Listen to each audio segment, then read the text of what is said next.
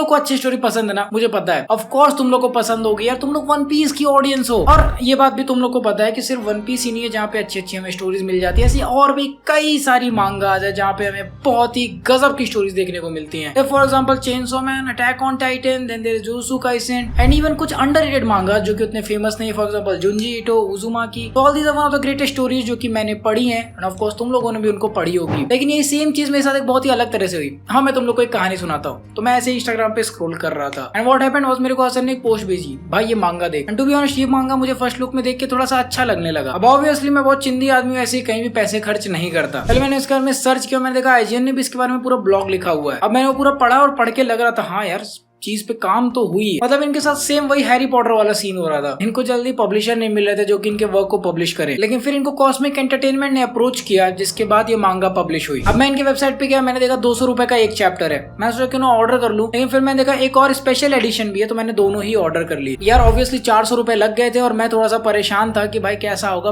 पैसे बर्बाद ना हो जाए, क्या है कैसा है। तो मैं बहुत ही बेसब्री से इंतजार कर रहा था कि आ जाए, देखता हूँ क्या है, ऐसा क्या बना दिया। एंड देन जब वो आया और मैंने इसे खोला, ऑब्वियसली तुम मांगा वगैरह कोई किताब उताब खोलते हो ऐसे ऊपर से देखने के लिए तो पहला पेज नहीं खोलते हो, है ना, वो भी मेरी गलती थी, पहला पेज नहीं खोला। बट मैंने बीच में से खोला एंड टू बी ऑनेस्ट मैं ऐसे सरप्राइज हो गया, भाई क्या निकल के आ रहा है ये। एग्जाम्पल के लिए ये देखो, ये आर्ट देख रहे हो, हाँ ये आर्ट इंडिया में बना हुआ है, सच में इसको इंडियन आर्टिस्ट ने ड्रॉ किया हुआ है। मतलब ऐसे ऐसे सीन्स को भी इंडियन मांगा आर्टिस्ट ड्रॉ कर सकते हैं। एंड थोड़ा सा मैं तुम लोग को मांगा के बारे में ही बताता हूँ। देखो मांगा is nothing, it is just Japanese translation of comic. USA में जिस चीज को कॉमिक कहते हैं उसी चीज को जापान में मांगा कहते हैं और इंडिया में उसे हास्य बोलते हैं। अब हर रीजन का अपना अपना स्टाइल है इस चीज को लिखने का, तो जो जापानीज स्टाइल है उसको फिर मांगा ही बोल दिया जाता है। इंटरेस्टिंग फैक्टर इज कि एक्चुअली में वही सेम मांगा स्टाइल को इंडिया में भी प्रोड्यूस किया जा सकता है। लेटर ऑन जब मैंने इसको पढ़ने का डिसाइड किया और मैंने इसका पहला पेज खोला, एंड तुम लोग को पता ही है कि मांगा हम लोग कैसे पढ़ते हैं, उल्टा ना, तो मैंने इसको उल्टा खोला तो यहाँ पे लिखा हुआ है stop, you are reading the wrong way. Japanese manga को हम इसी तरह से पढ़ते हैं, लेकिन क्योंकि ये इंडियन मांगा है तो हम इसे वैसे ही पढ़ेंगे जिस तरह से हमारी बाकी लैंग्वेजेस है। तो मतलब ये कि जहाँ तुम वन पीस की मांगा को राइट साइड से ओपन करके राइट साइड से ही पढ़ना चालू करोगे, ये वाला अपने नॉर्मल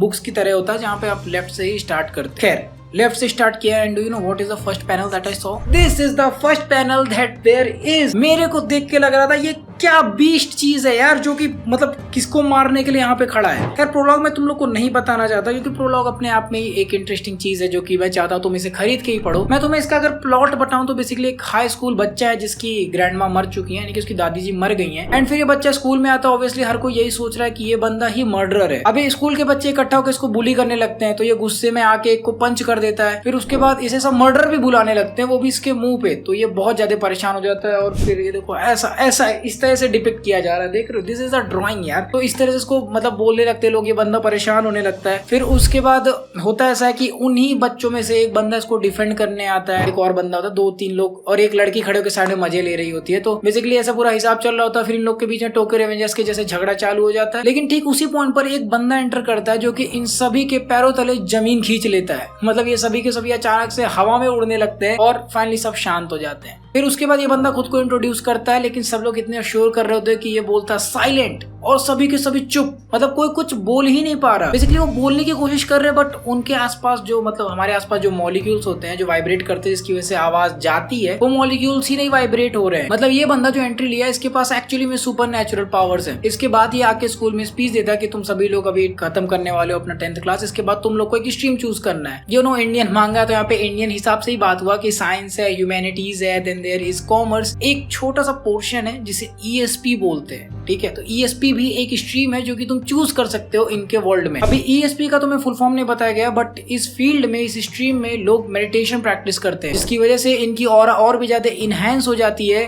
और इनके पास सुपर नेचुरल पावर्स आ सकती है। बट हाई स्कूल के बच्चों को सुपर नेचुरल पावर्स की क्या जरूरत भाई, उन्हें तो आई थिंक मैथ्स फिजिक्स की जरूरत है ना to get in the IIT। तो भाई बात ऐसी है कि इनके यहाँ हिसाब हमारी दुनिया के जैसा शांत नहीं है। इनके यहाँ एग्जिस्ट करते हैं डेंजरस डीमंस जिनको राक्षस बोला जाता है। ऑब्वियसली इंडियन मांगा है, इंडियन चीजों को। अब इन राक्षसों का हिसाब ऐसा है कि डे बाय डे इनका हिसाब ही बढ़ रहा है, मतलब ये और भी ज्यादा बढ़ते जा रहे हैं नंबर्स में। तो इनको डिफीट करने के लिए अलग से लोग एग्जिस्ट करते हैं जिनको ये ESP बोलते हैं। लेकिन कोई भी इस स्ट्रीम को चूज क्यों करेगा जिसमें जान का खतरा हो, है ना। और वैसे भी अपने वहाँ ह्यूमैनिटीज भी कितने ही लोग लेते हैं, तो ESP कौन ही लेगा। लेकिन ये बंदा एक्चुअली में इन लोग को डेमोन्स्ट्रेट करके दिखाता है कि भाई तुम्हारे दुनिया में मैटर क्या क्या है और क्यों तुम्हें ये स्ट्रीम चूज करना चाहिए। और तुम सोच रहे हो कि नॉर्मल सा कोई वीडियो दिखा रहा हो ना, इमेजिन करो सबसे हरामी टीचर जो तुमने अपनी पूरी जिंदगी में देखा हो। ये बंदा एक्चुअली में एक डीमन को वहीं पर समन कर देता है। ये देखो ऐसा डीमन आके 10th क्लास के बच्चों के ऊपर अटैक कर रहा है। लेकिन ऑब्वियसली बंदा भी अपना पावरफुल होगा तो उस डीमन को यहीं पर मार देता है। मैं पूरी चीज तुम्हें नहीं बताना चाहता क्योंकि लास्ट का जो प्लॉट ट्विस्ट है वो बहुत इंटरेस्टिंग है, जिसकी वजह से मैं इसका सेकंड चैप्टर देखना चाहता हूँ। जैसे वो लोग सेकंड चैप्टर अनाउंस करेंगे मैं प्री ऑर्डर पहले ही प्लेस कर दूंगा एंड उसको भी I will cover on this chapter, क्योंकि मुझे पसंद आया इनका पूरा कॉन्सेप्ट। देखिए मैं सर बताऊँ, मुझे इंडियन मांगास में एक चीज कभी पसंद नहीं आती, मतलब जब भी वो लोग इंडियन वाली चीजों को यूज करते हैं तो मुझे थोड़ा पसंद नहीं आता। वो चीज है कि वो लोग बहुत ही जेनरिक नाम यूज करना शुरू कर देते हैं। मतलब मैंने ऐसे कई सारे इंडियन स्टोरीज और कॉमिक्स वगैरह पढ़े हुए हैं, तो उसमें वो लोग बहुत ही जेनरिक नाम यूज कर लेते हैं, जैसे कि अजय, रमेश, इस टाइप के नाम वो लोग यूज कर लेते हैं। वो बहुत ही अननेचुरल सा लगता है पढ़ने में, क्योंकि हम भाई वेस्टर्न चीजें पढ़े हैं, फिर उसके बाद ईस्टर्न चीजें पढ़ रहे हैं, तो उतनी आदत नहीं है। अब मैं ये नहीं बोला कि इंडियन नाम नहीं अच्छे होते हैं, ये मैं बिल्कुल भी नहीं बोल रहा, लेकिन जब ऐसा कोई सीरियस स्टोरी हो या फिर आप एक्चुअली में फिक्शन में कुछ लिखने की कोशिश कर रहे हो तो आपके ऑडियंस के हिसाब से आपको सिंक करना पड़ेगा। फिर आप कितना भी अच्छा काम बना लो यार, ऑब्वियसली ऑडियंस आपको नहीं पसंद करेगी। तो इस चीज की जो मुझे सबसे अच्छी लगी इस पूरे मांगा की, वो था चॉइस ऑफ नेम्स। यानी कि जो अपना मेन कैरेक्टर उसका नाम गेस करो, उसका नाम इन्होंने रखा कर्मा, और जो बंदा इसको बुली होने से बचाता है उसका नाम है आर्य। एंड गेस करो उस हरामी टीचर का क्या नाम होगा, उसका नाम है वेदांत। मतलब इनका नेमिंग चॉइस ऐसा था कि पढ़ के लगे कि हाँ भाई भारी कैरेक्टर्स हैं, स्टोरी इंटरेस्टिंग चल रही है, स्टोरी में बहुत ज्यादा सस्पेंस वाली चीजें हैं, बहुत ज्यादा मतलब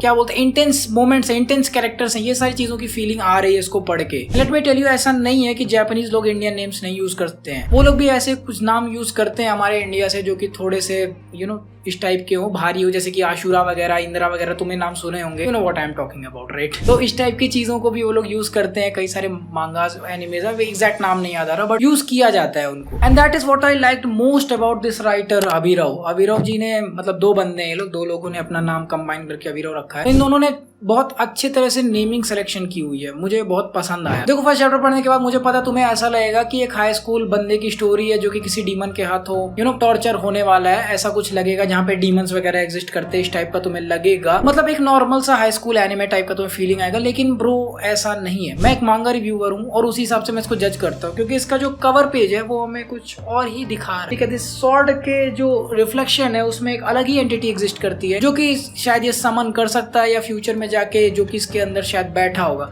समथिंग लाइक सुकुना, या फिर ये बंदा खुद ही ऐसा होगा, इसे ऐसा पता नहीं होगा। ऐसा भी पॉसिबल हो सकता है कि इसने खुद ही अपने ग्रैंडमदर को मारा हो, लेकिन इसको कोई भी आइडिया नहीं है। ऐसी कई सारी सस्पेंस वाली चीजें थी जो कि मुझे देखनी है और इसीलिए मैं वेट कर रहा हूँ कि इसका सेकंड चैप्टर भी रिलीज हो जाए। फॉर द रिकॉर्ड इनको ज्यादा सपोर्ट मिल नहीं रहा है, बात भी हुई मेरी इंस्टाग्राम पे, एंड दे वर लाइक लोग बोलते तो सपोर्ट करेंगे but they don't actually go and purchase the comic, they are not reading it. मतलब परचेज करके ही अभी करना पड़ेगा, पायरेट कर देंगे तो फिर कौन ही पढ़ने आ रहा है। तो मैं चाहूंगा अगर तुम लोग के पास अपना टाइम और रिसोर्स हो तो जाके प्लीज इनको सपोर्ट करो, लिंक मैं डिस्क्रिप्शन में डाल दूंगा। And we should give them a chance, okay. There are दो मुझे बहुत पसंद आए इस समय करंटली जो चल रहे हैं। आजकल अपने इंडियन कम्युनिटी में भी 2-3 मांगास काफी सही चल रहे हैं, तो उनमें से मुझे 2-3 पसंद भी आए, उसमें से एक निर्वाणा भी है। तो मैं चाहूंगा तुम लोग जाके इसे पढ़ के आओ और मुझे बताओ कि तुम लोग को ये कैसा लगा, and do you guys want me to cover this on the channel. मैंने इंस्टाग्राम पे भी पोल किया था तो लोगों ने बोला कि इसका रिव्यू बनाओ and if we like it we will purchase it. तो भाई ये रहा तुम्हारे लिए ऊपर से रिव्यू। मैं ज्यादा कुछ रिवील नहीं करना चाहता वरना